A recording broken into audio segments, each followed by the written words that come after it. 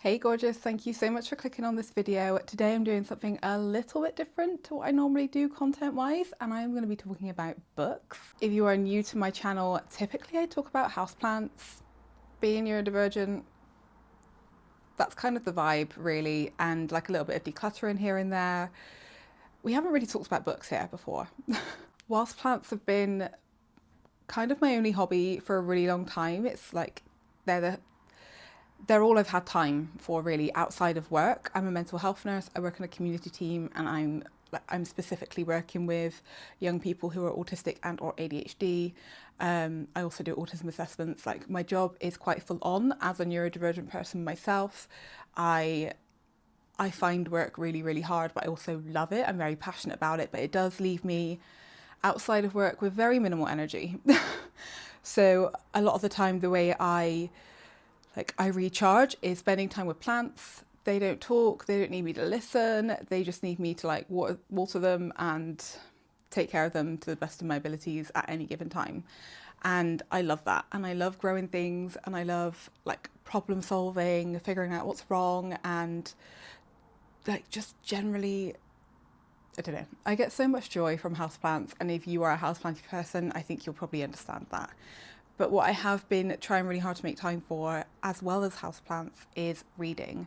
And I've always been, like throughout my life, loved a good book. I've always loved reading. There was a good chunk of time where I just didn't read at all. I really, really struggled. Like, really struggled to be able to sit down and read. And I know now that that is a part of the kind of like the ADHD side of my brain, where like I'd sit down and I'd be reading, but my brain would be like off elsewhere, thinking about all the things I should be doing other than reading. And I felt such a sense of guilt from just sitting down and reading. So I didn't do it. At that time, I did try to listen to audiobooks and things like that so that I felt like I could be productive as well as reading. And then it just kind of stopped. Like it felt like it was too much for my brain to do. Last year, I was in a period of burnout. I was having some time off from work, off sick. I was off for about 3 months in total, and in that time I started reading again. So in like July, August, I think I managed to read through like 17 books, which for someone who had barely read for a really long time, that felt incredible.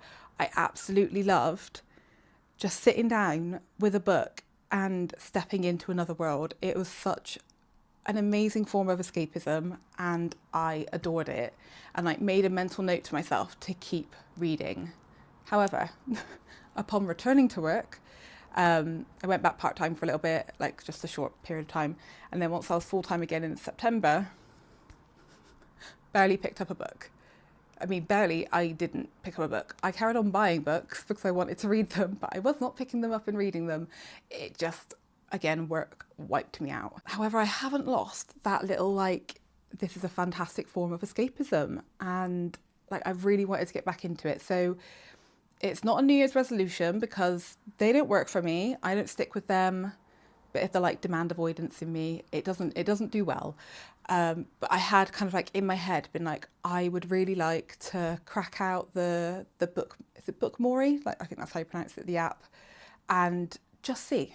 I'm not setting myself like any targets, although I think you do. I can't remember when I set up. I think you do set like a goal for that book, and I also have another book app called TBR, and there is a goal on that. I think it's like 25 books for the year. I don't care if I don't meet that. I don't care if I exceed it.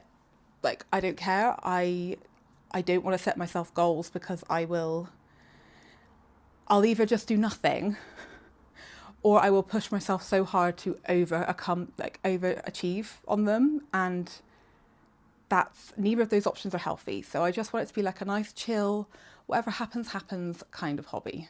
You guys, I just filmed this little update. Like, I'm on my phone, but I didn't get my tripod out, and I was just holding it, and like I was watching the footage just like jiggling all around the place. So I'm gonna film it again, but you're not even on my tripod now. You're just kind of propped up on some things. Basically, I just wanted to acknowledge at the beginning of this video that I've not posted in, I think, maybe 3 weeks, and I've not been replying to comments. I've just been very absent from my YouTube channel, and whilst I know I don't need to apologise for that, I just want to like acknowledge it, that I've been really quiet. I've just been I've just been struggling a bit, like with having energy to do anything. Like lots of you know, work zaps a lot of my energy, and I've really not had any reserves to do much else of anything, to be completely honest. I am still reading, which I'm really happy about. I'm really enjoying it, and it's a low energy activity, which is very nice. My aim is for today, I want to edit the video that you're watching and upload it today. Like I want to try and get back into it. Like I've got this video filmed that I need to edit, and I have another video, an unboxing video that I need to film and edit for you guys, and I'm hoping that that's going to help me get back into the swing of things back on YouTube, because I am missing it. But yeah, it didn't feel right like posting a video without acknowledging it. It feels really weird for me. Like I'm pretty sure, like I haven't started editing the video, but I feel like I remember saying it was like the 26th of January or something, and today it's the 8th of Feb. So it feels weird for me to edit that video and post it without acknowledging there's a time gap there. I have some updates for reading from the end of January, so you'll see me in this state at another point in the video as well. So whilst I had that in mind at the start of the year, the first like full week of January, I didn't read.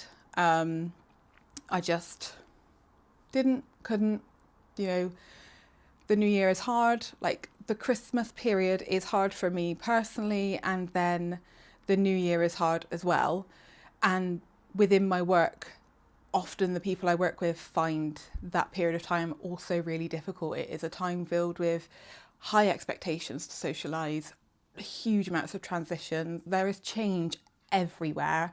Like the shift in your sensory experiences, it's like an onslaught of just being neurodivergent during the holidays is really hard. So there was a lot of people kind of within my work that needed input from me as their like therapist person. So I think like I did have a little bit of time off over Christmas, but then kind of going back, it just felt like an absolute bombardment. So again, I was coming home from work and just like zombieing out, didn't have any capacity for anything. My plants have taken a little bit of a downturn, but there we go. I also know I've not been posting consistently on this YouTube channel, and that is because of that reason. And I'm just trying really hard to not make myself feel any type of way about it. Life is what it is right now, and I'm not pushing myself. I'm just being gentle. Having said all of that, I did then pick up a book. And I actually picked up a book, I don't have it here with me because I've taken it into work, because it was a book that I picked up for work, and it was the Teenager's Guide to Burnout. As the first book of the year, it's probably not a book for like the mainstream, like probably wouldn't necessarily recommend it. If you are a teenager and you might be in burnout, sure, go for it. If you are a parent of a teenager in burnout, go for it. It was a very useful book. I can't remember that author's names. It's like Eliza. Is it Eliza Fricker, or is that the surname of the other person? I don't know. It's here. I've got it on the screen. Both of those authors are very, I suppose, influential within the neurodivergent community, like the neurodivergent parenting kind of community. And a lot of my social media is filled with the neurodivergent community, both in terms of like personal, just me wanting to learn about myself, but also for work. Whilst those two authors are very prominent within the autistic and neurodivergent community, the book is not aimed at autistic teenagers. It's for any teenager that might be in burnout. I think a lot of teenagers that experience burnout probably are neurodivergent or have had some kind of what is the word? Brain. Poof. Where did it go? I literally could not think of the word, and I don't think the word I found is the word I was trying to think of, but I'm going to go with it. They're even neurodivergent teenagers, or they're teenagers or children who have had adverse life experiences. That is absolutely not what I was thinking of in terms of the word. Maybe it'll come to me in editing, but it means the same thing. So yeah, a good book. I'm not going to read it again. I just wanted to read it for work to see if I would recommend it in work, and I would. So I've shared it with my team who I work with, and it's now in work on my bookshelf so that some of my colleagues can go and have a little flick through to kind of get a feel for it, to see if it's right for them to recommend to their young people as well. So that's that. I do sometimes read for work. I do enjoy it. And yeah, moving on. So the next book that I picked up was not a book for work, and it was The Spiked House. And this is one that I saw I mean, if you are a planty, bookish kind of person, you probably already are aware of Fern from Wild Fern. I saw her have, I don't know if she had this book or she was talking about wanting to read this book on one of her vlog channel videos. Um, and then I kind of like, I go through phases with her vlog channel. Like sometimes I watch them obsessively and then I will stop watching for a couple of months and then I'll pick back up again. And I think, I don't know if she's read it or not. Like, I don't know if she read it in the bit where I stopped watching it for a little bit, but I saw her recommend it and I thought, do you know what? That does sound quite up my alley. I feel I've got like major like imposter syndrome. Like I don't feel like I do love reading, but I've never really been a part of like the book community. And I don't know all the lingo. Like I don't know where this would fit. Like I don't know if it's like considered a horror or a thriller or what. And also when it comes to like rating things like with stars, I'm like, I don't know, I enjoyed the book. I feel like when I'm thinking about a book, I either don't enjoy it and probably don't finish it, or I enjoy it and it was good, or I enjoy it and I think I'll read that again. Like that's kind of how I rate my books. But this one, let's just say horror. Let's say horror. It's kind of got like haunted vibes. There are like some ghosty bits. There are like bumps in the night. There's this weird house that's been like, it's called the Spite House. It was built out of spite. There's a really interesting like storyline with a family. So yeah, it's a book about a dad and he's kind of on the run with his two daughters from a past that we eventually find out, which like I don't know, as I was reading through, it's one of those books where it's like from dad's point of view, then one of the daughter's point of view, then the other daughter's point of view, and then somebody else's point of view. Like I do like reading from different characters' perspectives. I do enjoy books that are like that. I did really enjoy it. I'm quite a fan of like horror and thriller things. Like I really enjoy a good horror movie or a thriller. I say a good horror movie. I feel like none of them are good. Like in this house, we call them shit horrors. I love a horror, like I love what do I love about them? I don't know. I enjoy feeling feeling of being scared, like on the edge of my seat in like a controlled way. Like I know nothing's going to hurt me kind of thing. But I feel like at the end of all horror movies, we're a bit shit, wasn't it? Like, I feel like a lot of the endings make it so unrealistic, which, yeah, I don't know. But I enjoyed this book, but it wasn't as scary as I wanted it to be. But maybe it would be more scary for somebody else if they're not into horrors. But I think I gave it like a 4.5. Probably wouldn't read it again, but I'm going to keep it on my bookshelf kind of vibes. I did enjoy it. So after The Spite House, I picked up Yellowface. This is one that's been on my bookshelf for quite a while, I think, even before, or maybe not before my little reading stint of last year. I don't know when I got it, but it's been there for a while. And I had that feeling of like, I know it's really, really popular and I'm really intrigued to like see what all the fuss is about. But there was also like a part of me that was like, I don't want to read it because of that. And if you are a neurodivergent PDAer, then you will probably be familiar with that feeling of just like, no, I'm not going to do that. You will love it too much. I'm not going to do that. But I read it and I really did enjoy it. I feel like, I can't remember how many days I read it in, but it felt like a book, like the style of story, it felt like one that I've never really read before, like from an author's perspective almost. Like I really, really enjoyed this book. So if you haven't heard about this story, it's about two friends who are both authors. One of them dies, which isn't a spoiler. That's like part of the back of the book, so not a spoiler there. And the other friend takes the manuscript that she's been working on, also not a spoiler, it's on the back of the book. And basically it's kind of like the unraveling of her like getting this book's published and the fame that comes with that and kind of like what happens after. I really, really enjoyed it. Really enjoyed it. And I put the book down and wanted to know more. Like I wanted to know what was going on now in this person's life. So that, like with movies or like TV series or books or anything, if I find myself thinking about them, like the characters after, and I'm like, oh, I wonder what they're up to now, that's when I know that I thought it was a good one. So that really, it felt like that for me. I was curious. I think I gave it a 5 star. joined the masses on giving it a 5-star rating. Thinking back, that's another thing about like giving books ratings. I feel like when I finish a book, I'm like, oh yeah, that was great, 5 stars.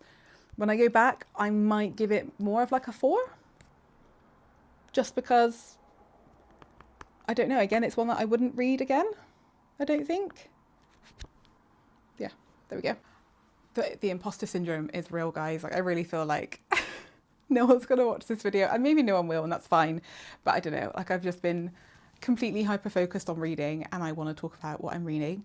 I think that's part of the problem for me with reading, is that I become obsessed. Like, I start reading a book, and if I'm enjoying it, I want to read it at any given possible time. So like the rest of life goes on hold. Like, I come home from work and I pick up the book, and then that's all I do. So I need to find some balance. I need to work on balance and like reading in a sustainable way, because otherwise I will have like chunks of the year where I obsessively read, and then I stop for chunks of the year and then pick it back up. So little side note there. Next up was The Burnout, and I bought this last year when I was signed off work because I was in burnout, and I saw it on the shelf in Sainsbury's, and I was like, I'm gonna have to get it. I didn't read it at the time, which I feel like maybe I should have. I don't know, but I've really enjoyed reading this one. It follows the story of Sasha, who is like, she works for this big company, and she's burnt out. Like, it starts off with her like talking about the amount of emails that she gets, and then she decides that she can't do this anymore, and she considers becoming a nun. Like, it's just fantastic. She ends up going on holiday for a few weeks down south to a place where she used to go as a child, and these like weird things kind of start happening. Like, what does it say on the back? I don't want to do any spoilers. I'm just going to read the back for you. So, Sasha is well and truly over it all. Work, all-consuming, friendships on the back burner, sex life, non-existent. Armed with good intentions to cleanse and relax, she heads to the Devon. Oh my God, why can't I read out loud? I cannot read out loud. Armed with good intentions to cleanse and relax, she heads to the Devon resort she loved as a child, but it's off-season, the hotel is falling apart, and she has to share the beach with a grumpy, stressed-out guy called Finn. How can she commune with nature when he's sitting on a rock watching her suspiciously? But when curious messages start appearing on the beach, Sasha and Finn are forced to begin talking about everything. What's the mystery? Why are they both burnt out? And what exactly is manifesting anyway? They might discover that they have more in common than they think. I feel like reading the back and knowing the story, I suppose the bit that it's not talking about, like the bit that it alludes to, is like my favourite part of the story, like the backstory behind it all. I loved it. There's a character in there called Terry, and if you've read this book or you're going to read this book, I would love to know what you think of like the storyline around Terry. Like, I cried. Like, there was just like can't even find words. Like, I've laughed out loud, I've cried sad tears, I've cried happy tears, I've cried like feeling validated tears, and it ended in the perfect way, in my opinion. I loved this book, and I loved it so much that I actually really struggled to get into the next book because I wasn't ready for this one to be over. So yeah, that one did get 5 stars, and I probably will read it again. You know, probably not anytime soon, but I think I will definitely read this one again. The next one that I started reading was another one that I saw recommended on Fern's channel, and I'm still currently reading it. I suppose I'm filming this video a little bit in advance. Like, I'm thinking I might try and do like 1 book video a month, and this is kind of like my January one, and today's the 25th of January, so I'm filming it a little bit early. I might end up finishing this book and starting another one, which I'll just talk about in the February book video if that happens. So it's The 3 Lives of Kate Kay, which is a new one, and yeah, I saw it recommended on Fern's channel, and I was intrigued. So the back says, and this is how we got here. To this book you now hold in your hands, my story, but more than that. It is a monument, carved from a mass of bad decisions and selfishness, and it pains me to admit, cruelty. And yet I want you to love me anyway. No use pretending otherwise. I'm done hiding who I am. And yeah, as I said, I like finishing that one and picking this one up straight away.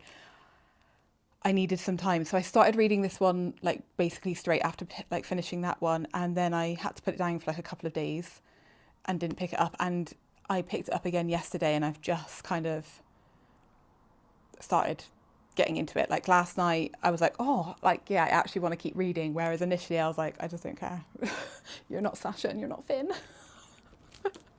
But I feel like it's going to be a good one. I think part of the reason it took me a little while to get going with it was, I don't know, like I've already said, I like books that come from different characters' perspectives, but it felt like I felt confused initially. I was like, what's going on? Like the author has like there's three lives, so there's three versions of KK, and there's different points in the story where like you're hearing from each version's perspective, and then there's also other characters, and it was a little bit like I can't get my head around it. I think I finally have, and I'm starting to enjoy it. Like I was reading a little bit of this morning, and I'm looking forward to finishing this video so that I can carry on reading it. So I think it's going to be a good one. It just took me a little bit of time. It was like I had like a book hangover from the previous one.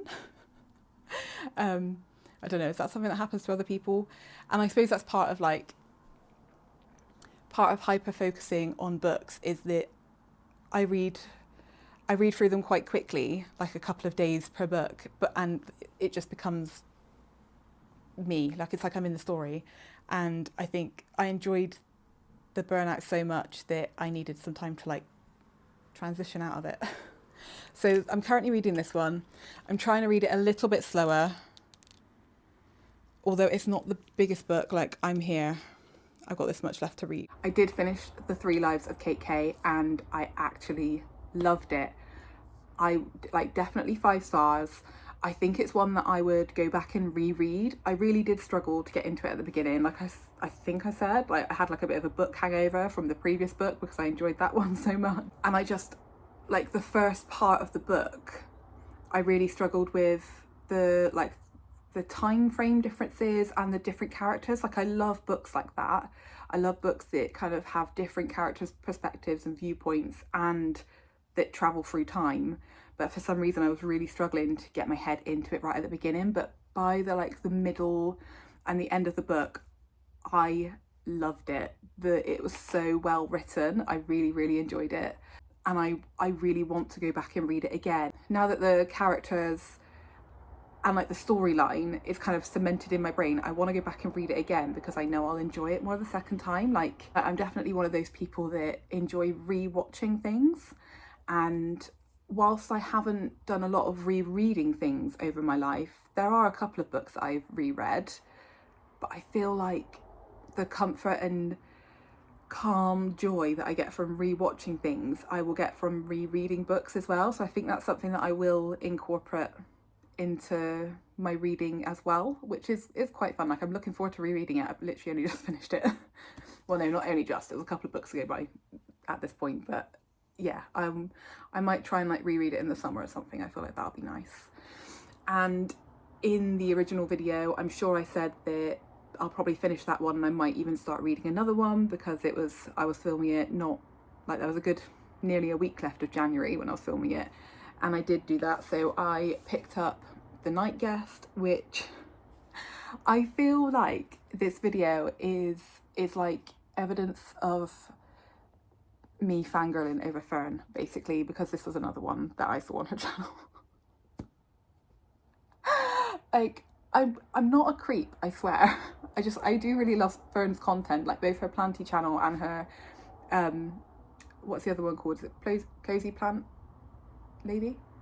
I don't know. Like she's got her vlog channel and her plant channel, and on her vlog channel she talks about books and she talks about nails and she like potters about in her day, and I love that. Like I wish I could be living that life, like hanging out with my plants, reading my books, painting my nails, like home cooking, like gardening. Like that is the life I would love to be living. But you know, I'm still a nurse. Fern was a nurse back in her working day. I don't think she wasn't a mental health nurse, but yeah, there's like a striving admiration that I have for her, and I just love her content. I think she's fantastic. So I do get a lot of my book recommendations from her.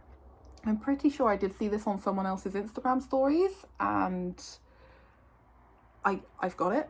So basically the storyline of this book is the main character is she's sleeping, but she's not waking up feeling rested. Like she's like feeling really lethargic, not feeling great. She's going to doctors, like no one's really listening to her. She's waking up with like random bruises and things. There's no explanation. She ends up getting like a Fitbit, or I don't know, like a watch that counts her steps, and she ends up doing like, one night she realizes she's doing like 42,000 steps or something in a night. The storyline is basically following this woman who is sleeping but not sleeping, and there's like these questions as to what's going on. It's only happening at night. She doesn't remember anything that happens at night. There's like one bit where there's like a bit where she locks herself in and wakes up with like really sore fingers, like broken nails and stuff. And as someone who likes to have long nails and decorates their nails, I find like nails being pulled off or like ripped, or like, you know, movies where they're climbing out of something and they scrape them and they break, and I find nail stuff really creeps me out a bit. So there's a whole scene there that makes me freak out. Just makes my fingers hurt. Like, nails are there for a reason, guys. I felt like when I was reading it, I was like, I couldn't figure out quite where the ending was going to go. And I was so disappointed. so disappointed with the ending. I don't know if I was missing something or what, but yeah, really disappointed with the ending. Like, I felt like it could have been so much better. I was left with like is that it? Like, is that the end? Had a lot of potential. Didn't like the ending, but I'm really glad I've got another pink book to add to my shelf, because I was lacking in pink books. So whilst I try to only keep books that I really enjoyed and maybe plan to read again, I am going to keep this. Like, I'm not going to read this one again, but I plan to keep it because it's another pink book to go on my shelf. I'll leave it to past Amy to sign off this video.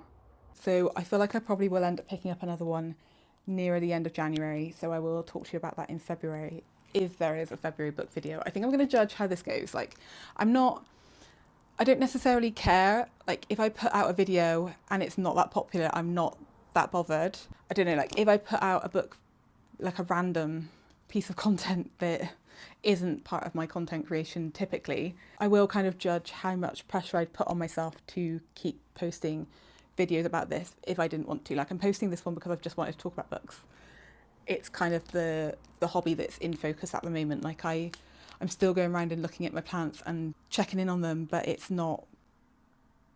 they're not at the forefront of my mind. Don't take that the wrong way though. They're absolutely not going anywhere. I promise you that. I'm just in that kind of like winter slump that happens with plants where it's just like, they're not doing that much. It's just, yeah, I'm just feeling that kind of vibe. Although it's a beautiful sunny day today, so that'll be helpful for the plants. In like gearing up to film this, I was thinking like, how could I do some book content? Like, should I talk about what I've read? What I plan on reading next? Like, I know Fern does, like, she plans out what she likes to, words, oh my God, brain's not really working today. Fern will kind of tell us what books she's planning on reading for the next month. So like in her videos, she might talk through more in depth about what she's reading, like how she's finding the book as she's reading it, and plan out the next ones. But her, like, it's not a book channel, it's a vlog channel. So it's just part of her like weekly vlogs. And like, I'm not trying to be Fern here. Like, I'm not about to do vlogs and things like that. I like the idea of doing like one video a month where I talk about the books I've read, what I enjoyed, and yeah, do I want to talk about what I'm planning on reading? Like, this is my books I haven't read yet shelf. The books I have read are above my plant shelves. I don't know what I'm going to fancy watching. I don't know what I'm going to fancy reading after I finish The 3 Lives of Kate Kay. If you have any, like, I've got all of these books here that I would like to read, and I've got a huge list of like want to reads in, as screenshots in my phone, and then also in the Bookmori and the TBR apps. So I've got lots that I'm wanting to read, but if you've got any that you would recommend, specifically, like, I would like to find some good kind of like horror books like that are actually scary. Like I want to feel like the goosebumps, like the hairs on the back of my neck standing up. Like that's the vibe that I want. I do enjoy a good like, I mean the Burnout, it had like a bit of that kind of rom-com kind of vibe. I do enjoy that, like a little, I don't know, is it considered rom-com in the book community? I don't know. As I said, I don't know the language or the lingo. I'm kind of open to anything really. I'm not sure how I feel about fantasy. Haven't really ever been a big reader of fantasy, but I don't think I'm close to it. I think I just struggle sometimes to get my head around things that are like complicated. Like I said, I'm reading as like escapism. So if like the scenes and the environments are really complicated and need a lot of like imagination to envisage, and then there are lots of characters, I find that hard. Like I need more easy reads, I think, at the moment. You know, maybe one day I'll get to a place where I'm like, I can move past the easy reads, but yeah, it's easy reads for me at the moment. If you have any recommendations, do let me know. My first ever book video on my channel. Let me know what you think. I feel like a lot of planty people are booky people as well, so I'm hoping that this video won't completely flop. And if you are new and you found me because you're into books, I would love it if you subscribed. I am planning on putting out more book content, so stick around for that. And you know, if you like plants, then I hope you stick around for that content too. So thank you so much for watching. Keep taking care of you, and I can't wait to see you in the next one. Bye.